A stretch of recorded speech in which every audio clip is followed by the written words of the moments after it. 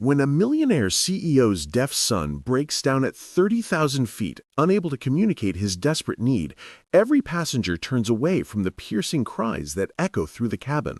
Every passenger except one, a 7-year-old girl who sees what no one else can see, who hears what others dismiss as noise, and who possesses a language that will bridge two broken worlds in ways no one could have predicted. This is the story of how a single act of courage on a November morning changed 4 lives forever, proving that sometimes the most profound connections happen in the space between silence and sound. Before we continue, please tell us, where in the world are you tuning in from? We love seeing how far our stories travel. The crying pierced through the airplane cabin like a siren, raw and unrelenting. Not the typical fussy toddler cry that passengers grudgingly tolerate on flights, but something different, something that made heads turn with a mixture of concern and irritation. Row 19, economy class, Damien Trent's eyes snapped open from his half-sleep state, his body instantly alert. Years of working as a pediatric occupational therapist had trained his ears to recognize certain sounds, certain patterns. This wasn't a tantrum. This was distress, real, desperate distress. Before his tired brain could fully process what was happening, he felt movement beside him. "Wait, Lynn!" But his 7-year-old daughter was already unbuckling her seatbelt with the determined efficiency of a child on a mission. Her small frame slipped past him before he could grab her arm. "Adeline!" he called out, louder this time, using her full name the way he did when she was about to do something that would get them both in trouble. She didn't stop, didn't even turn around. She was already moving up the aisle, her purple sneakers patting softly against the carpeted floor, weaving between flight attendants and passengers with practiced ease. Damien's heart hammered against his ribcage as he scrambled out of his seat, muttering apologies to the passengers he had to climb over. A flight attendant stepped into the aisle, her professional smile firmly in place, but Adeline had already slipped past her like water through fingers. By the time Damien reached first class where he definitely did not belong in his worn khakis and wrinkled button-down, Adeline was already kneeling in the aisle beside a young boy. The crying had stopped. Not gradually. Not with the slow winding down of a child being comforted, it had simply stopped, replaced by an eerie silence that felt almost louder than the screaming had been. Damien froze in the entrance to first class, his prepared apology dying on his lips.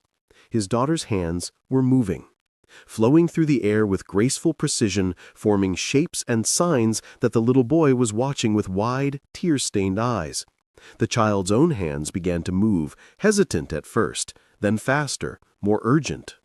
A woman sat in the seat beside the boy, and Damien's first thought was that she looked like she belonged in a magazine. Sharp cheekbones, blonde hair pulled into a ponytail, a suit that probably cost more than Damien's monthly rent. But her face told a different story.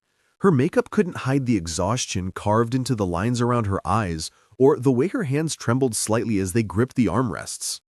She was staring at Adeline with an expression Damien had seen before in his work, the look of a parent who'd been drowning and suddenly felt air in their lungs. So sorry," Damien started, moving forward to collect his daughter. "She shouldn't have." The woman held up one hand, stopping him mid-sentence. Her eyes never left Adeline's moving hands. Is she signing to him?" The woman's voice was carefully controlled, but Damien could hear the crack underneath.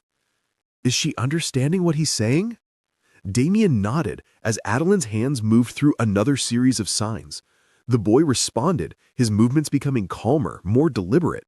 Then Adeline turned to look at her father. "Daddy, he needs his blue blanket. His grandmother made it for him. It's in the silver case up there. He says it smells like her and he can't fly without it.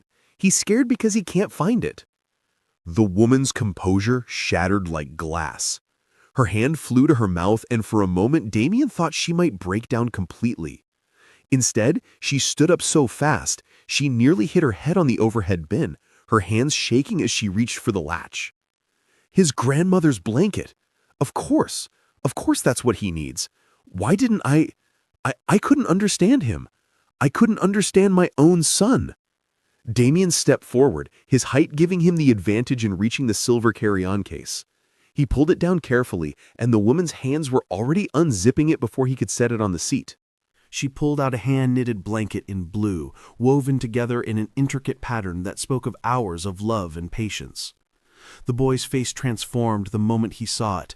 His hands reached out, grabbing the blanket and pulling it to his chest, burying his face in its soft folds. The change was immediate and profound. His entire body relaxed, his breathing evening out as he clutched the blanket like a lifeline. Adeline's hands moved again, gentle and patient, and the boy responded, his signs slower now, calmer.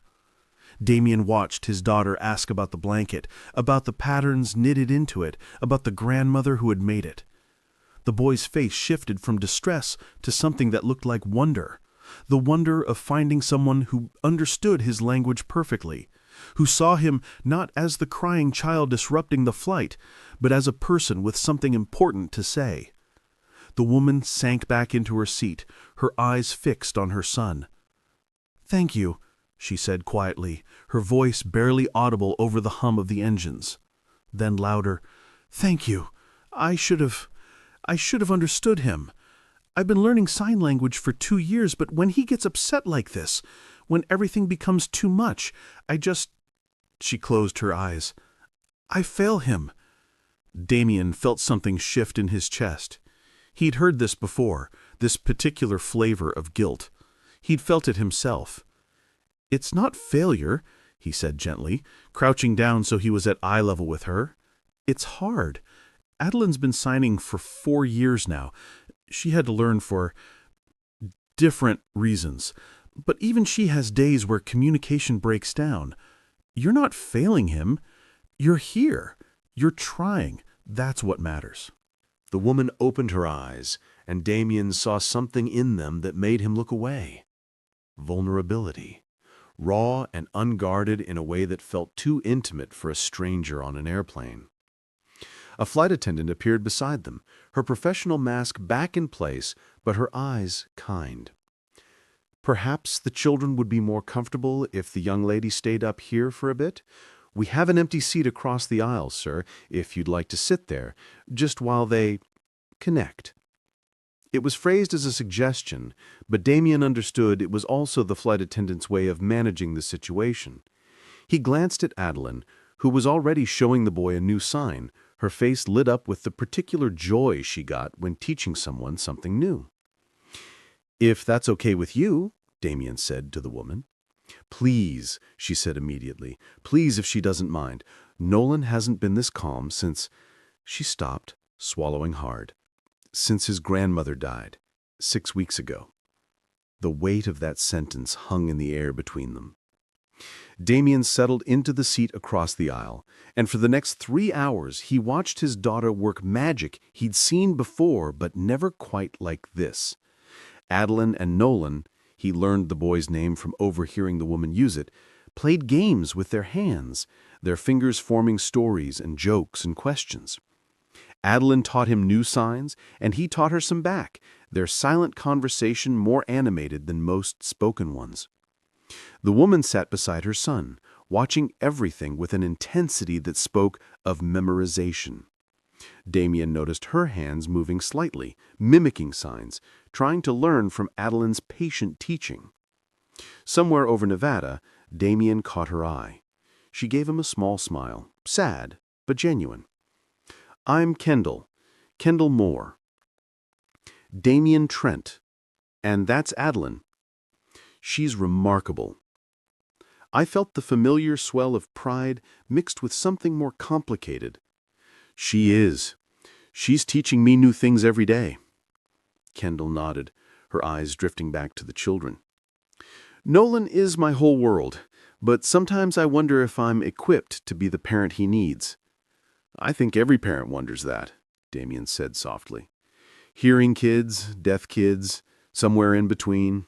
We all wonder if we're enough." "Are you traveling for Thanksgiving?" Kendall asked, and Damien recognized it for what it was, a lifeline thrown to safer conversational waters. "Visiting my sister in San Francisco. She's been begging to see Adeline. It's been a year since our last visit." "We're going home. I had business meetings in Chicago. I usually don't bring Nolan on business trips, but after my mother, she stopped, redirected. I couldn't leave him. Not right now. The grief in her voice was fresh, still bleeding. As the plane began its descent into San Francisco, Adeline showed Nolan how to pop his ears safely, something the boy had clearly struggled with before based on his nervous anticipation.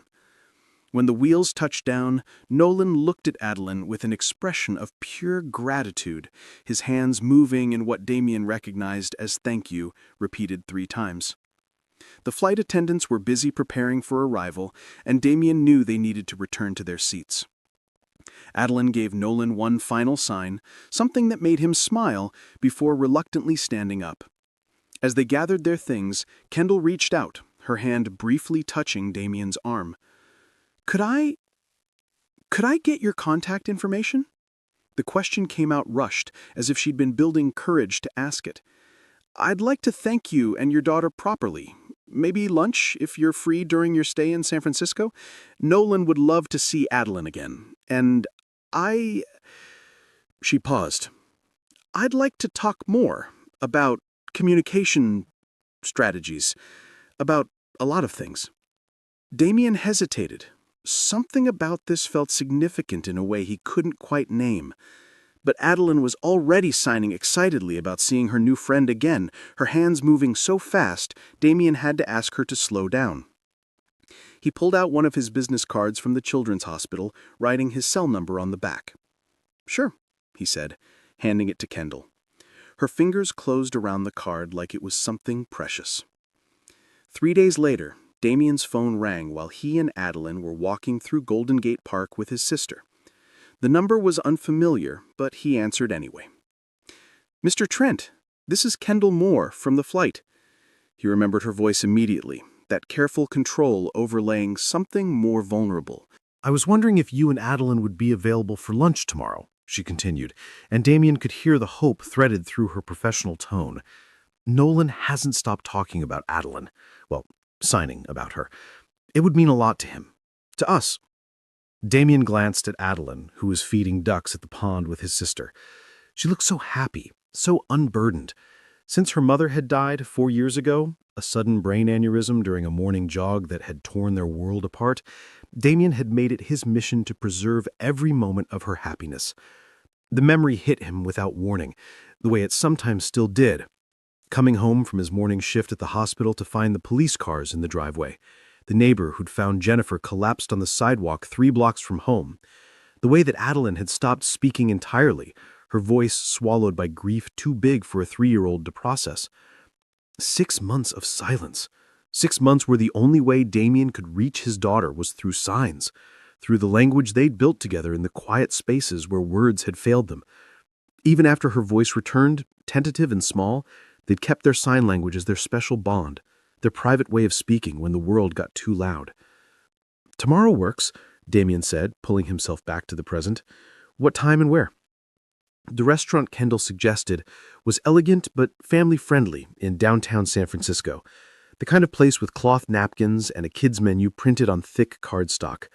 Damien felt underdressed in his khakis and button-down, but Adeline had insisted on wearing her favorite dress, the one she saved for special occasions, and her confidence bolstered his own. Kendall looked different off the plane. Still polished, that seemed to be her natural state, but softer somehow. She wore dark jeans and a sweater that made her look less like a CEO and more like someone's mom. Nolan's face lit up the moment he saw Adeline, his hands flying in excited greeting. The children fell into easy conversation immediately, their hands dancing through signs, while Damien and Kendall settled into chairs across from each other. "I realized I was quite a mess on the plane," she continued with a self-deprecating smile that didn't quite reach her eyes. "I'm not usually so, unraveled. You were a mother whose child was in distress. That's not being unraveled. That's being human."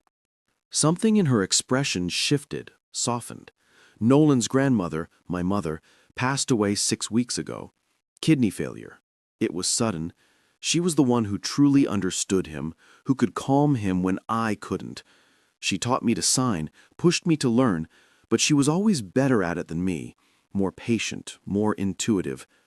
Kendall's voice caught. I'm still learning how to do this alone. Over pasta for the kids and salad for the adults, the story emerged gradually, piece by piece.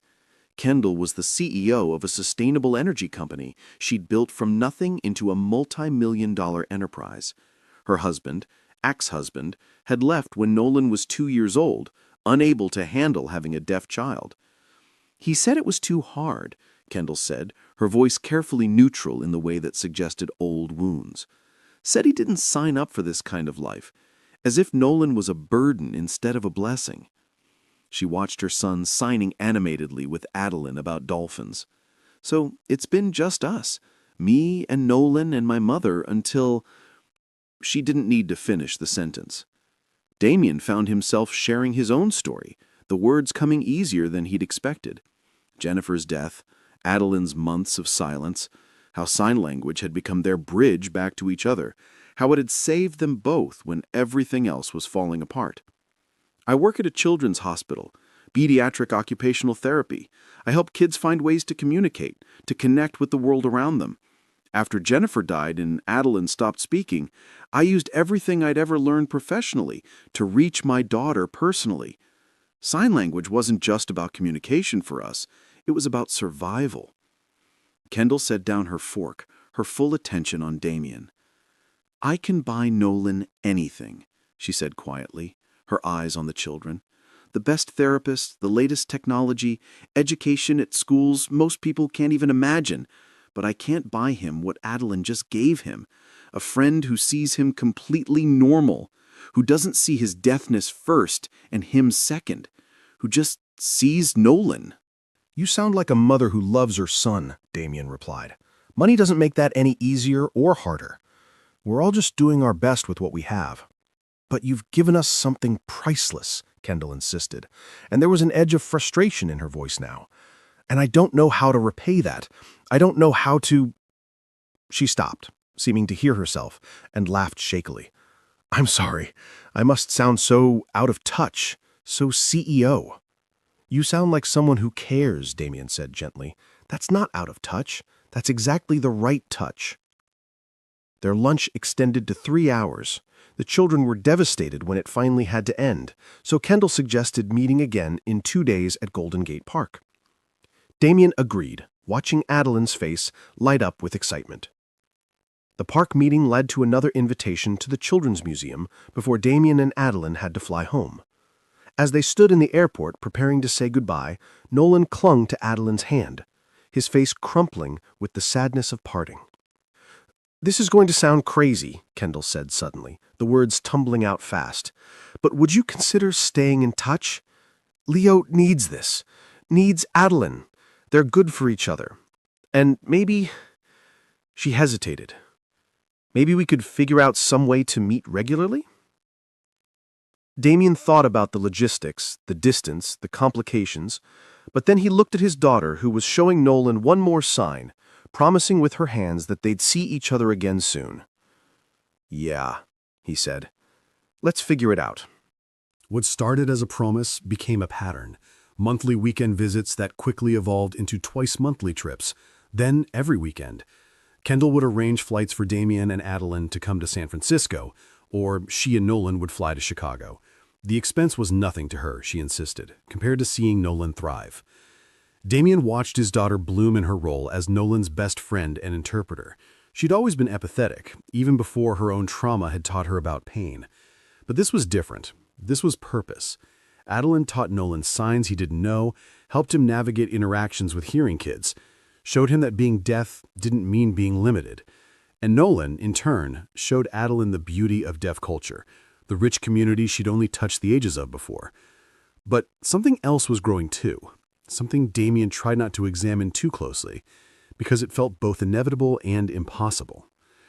He found himself looking forward to the adult conversation as much as Adeline looked forward to seeing Nolan. Kendall was brilliant in ways that intimidated him at first. She could discuss renewable energy policy and stock market trends with the same ease that she discussed Nolan's latest developmental milestones. But she also made him laugh with stories from her corporate world that seemed like science fiction compared to his hospital environment. She asked his advice about Nolan constantly, valued his professional expertise, but never made him feel like a consultant. She wanted to know his opinion on everything, from discipline strategies to whether Nolan should attend a mainstream school or a deaf school. She listened when he talked about his work, asked intelligent questions about occupational therapy techniques, remembered details from conversations they'd had weeks before. And in the quiet moments, when the kids were playing and the adults were simply existing in the same space, Damien would catch Kendall watching him with an expression he was afraid to interpret. 6 months after that first flight, his phone rang late one evening. Adeline was already asleep, and Damien was reviewing patient files at his kitchen table when he saw Kendall's name on the screen. "I'm restructuring my company," she said without preamble, her voice tight with something that sounded like nervousness. "Moving our secondary headquarters to Chicago. It would mean Nolan and I would be there at least 2 weeks every month, maybe more." Damien's heart forgot how to beat properly. That's a big change, a huge change. "Nolan needs Adeline," Kendall said quickly. "They're teaching each other so much. Adeline's helping him connect with the hearing world in ways my money and therapy never could.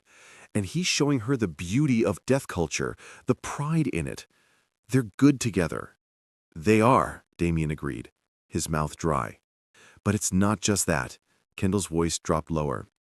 "Damien, I think I'm falling for you.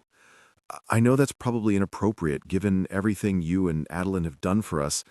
I know the power dynamics are complicated and maybe I shouldn't be saying this, but I can't keep pretending that I'm just interested in our children's friendship. I look forward to seeing you. I think about you when you're not around, and I hope that maybe you feel something similar. But if I'm wrong, please just tell me, and we can—" "Kendall," Damien interrupted gently, his heart now beating so hard he could hear it in his ears. "Really?" Her voice was small, vulnerable in a way he'd never heard from her. "Really? I've been trying to figure out how to say the same thing for the last 2 months." The silence on the other end of the line was profound. "Really?" Her voice was small, vulnerable in a way he'd never heard from her. "Really? I kept telling myself I was imagining it, that someone like you wouldn't be interested in someone like me, that the universe doesn't work that way." "Someone like me?" Kendall laughed, but it was shaky. "Damien, you're the first person in years who's made me feel like I'm more than a CEO or a single mother or a walking bank account. You see me, actually see me. Do you know how rare that is?" They talked until 2 in the morning, the conversation flowing from feelings to fears to the future they might build together. It felt terrifying and right in equal measure. By the following autumn, 1 year after that chaotic flight where their worlds had collided at 30,000 feet, they were a family. Not officially, not yet, but in all the ways that mattered. Kendall had bought a house in Chicago's northern suburbs, a beautiful colonial with enough bedrooms for everyone and a backyard where the kids could play. She kept her San Francisco place for business trips, but Chicago was home now. Their home. The four of them had created something beautiful in that house, a space where both spoken and signed languages flowed freely, where Adeline's voice and Nolan's silence were equally valued, where differences were celebrated instead of merely tolerated. Damien had worried about the financial differences between them. His salary as a pediatric occupational therapist was comfortable, but nowhere near Kendall's wealth. He'd worried about feeling inadequate, about being seen as someone who'd latched onto her money, about losing himself in the shadow of her success. Kendall had addressed it head-on one evening as they sat on the back porch watching the kids chase fireflies. "You gave me my son back," she had said simply, her hand finding his in the darkness. "You and Adeline showed me how to be a complete family. You taught me that understanding matters more than control, that patience matters more than perfection. There's no price tag for that. There's no amount of money I could offer that would equal what you've given us. But—" "No buts," she had interrupted firmly. "I have money. You have emotional intelligence and parenting wisdom that I desperately need. We both bring something essential to this. It's not about equal finances. It's about equal partnership. Can you accept that?" He'd kissed her instead of answering with words, and that had been answer enough. Their love story unfolded slowly, built on the foundation of respect and shared values and the recognition that they each completed something in the other. Kendall brought security and resources, yes, but also ambition and a different perspective on the world that challenged Damien to think bigger. Damien brought grounding presence, emotional availability, and a therapeutic wisdom that helped Kendall finally forgive herself for not being the perfect mother to Nolan. One evening, as they watched Adeline and Nolan signing an elaborate story they'd created together, something about dolphins who could fly and astronauts who spoke underwater, Kendall leaned against Damien's shoulder with a contented sigh. "My mother would have loved you," she said softly. "She always told me I needed someone who could see past the CEO to the mother underneath. Someone who understood that my greatest achievement wasn't my company, but raising Nolan to be proud of who he is." "My wife would have loved seeing Adeline like this," Damien replied, his voice thick with emotion. "Using her voice, signed and spoken, to change someone's world. Jennifer always said Adeline had a healer's heart. I think she was right." It was the first time they'd spoken about their lost loves without pain overshadowing the memory. The grief was still there, would always be there, but it had softened into something they could hold without bleeding. 2 years after that first flight, 2 years after a little girl had refused to stay in her seat when another child was crying, Damien and Kendall married in a small ceremony at the Chicago Botanic Garden. Adeline and Nolan served as ring bearers, both of them dressed in matching outfits they'd picked out together. Before their parents exchanged vows, the children stood before the gathered friends and family and signed their own promises to each other. Promises of siblinghood, of friendship, of always being there to interpret when the world got too confusing. There wasn't a dry eye in the audience. Kendall had established a foundation for deaf children shortly after they'd gotten engaged, with Damien as the director. It combined her business expertise and resources with his therapeutic knowledge and compassion. They were already helping hundreds of families navigate the challenges and joys of raising deaf children, providing resources that many couldn't otherwise afford, training interpreters, and advocating for better inclusion policies in schools. The foundation was named after both their mothers, Jennifer Moore Memorial Foundation for Deaf Children, honoring the women who had shaped them into the parents they'd become. On their wedding night, after the guests had gone home and the kids were asleep at his sister's house, Damien and Kendall sat on the balcony of their hotel room overlooking Lake Michigan. "Do you ever think about how different our lives would be if Adeline had stayed in her seat that day?" Kendall asked, her head resting on his shoulder. "Every single day," Damien admitted, "but I think about it less as chance and more as, I don't know, recognition. Adeline recognized something in Nolan's cry that I was too tired to fully process. She recognized a child who needed the one thing she could give him. A voice," Kendall said softly. "More than that, connection, understanding, the knowledge that he wasn't alone." "None of us are alone anymore," Kendall said, turning to face him. "That's what you and Adeline gave us. That's what you keep giving us every single day." Damien kissed his wife, and marveled at how a 5-hour flight had somehow delivered him to this moment, to this woman, to this family they'd built from fragments of grief and loss and unexpected grace. Their story became a testament to the truth that love doesn't always arrive when or how you expect it. Sometimes it comes in the form of a 7-year-old girl who won't sit still when another child is crying, who trusts her instincts over conventional rules, who believes that connection is more important than staying put. Sometimes it comes in the courage to reach across the airplane aisle between economy and first class, between two worlds that aren't supposed to touch, between a single father working 2 jobs to make ends meet and a CEO who could buy anything except what mattered most. Sometimes it comes in the space between silence and sound, where 2 families learned that the most important things in life need no words at all. Damien and Kendall's merger wasn't just of 2 hearts, but of 2 worlds. A world where a millionaire CEO learned that the greatest wealth is understanding, where success is measured not in dollars, but in the smile on your child's face when they find someone who speaks their language. and a world where a single father discovered that love can speak in any language, through any medium, as long as you're brave enough to listen. 5 years after that November flight, the foundation had helped over 2,000 families. Adeline was 12 now, fluent in 3 forms of sign language, and already talking about becoming a deaf education teacher. Nolan was 11, confident and happy, attending a mainstream school where he thrived with the support systems Kendall and Damien had fought to put in place. The family had grown too. Kendall and Damien had a son together, little Marcus, who was learning sign language before he could speak, growing up in a household where communication came in many forms and all were equally valued. On quiet evenings, when the chaos of 3 children finally settled into sleep, Damien and Kendall would sometimes pull up the security footage from that flight, a recording a passenger had taken and sent to Kendall weeks after they'd met, a gift she'd had professionally transferred to a thumb drive. They'd watch Adeline unbuckle her seatbelt and march up that aisle with purpose.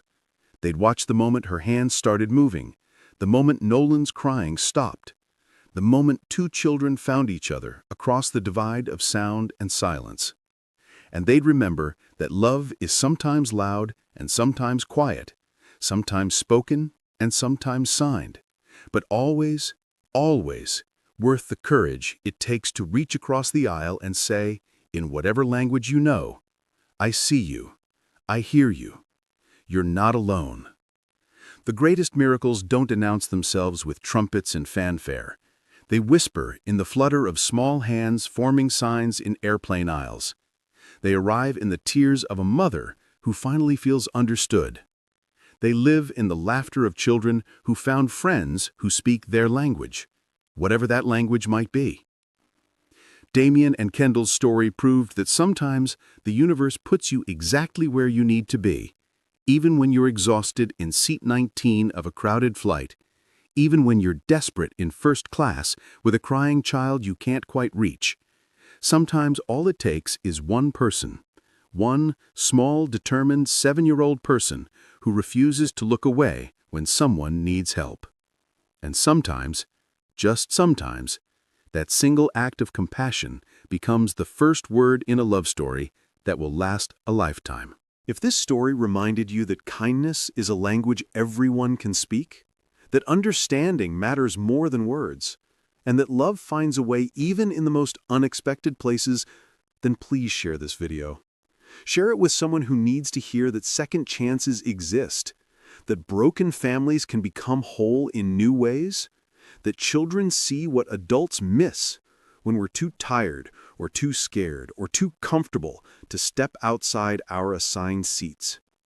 Subscribe to Everbell Stories for more tales that prove the world is still full of magic, still full of people brave enough to reach across divides, still full of children who teach us how to be better humans, because we're all both at different times. We're all Adeline and Nolan, Damien and Kendall. We're all just trying to find our way home, hoping someone will speak our language, praying that love is still possible even after loss. Thank you for watching. Thank you for believing in stories that matter. Thank you for being here. Until next time, remember, the most beautiful connections happen when we're brave enough to unbuckle our seatbelts and walk toward the crying instead of away from it. This is Everbell Stories, reminding you that your story matters too.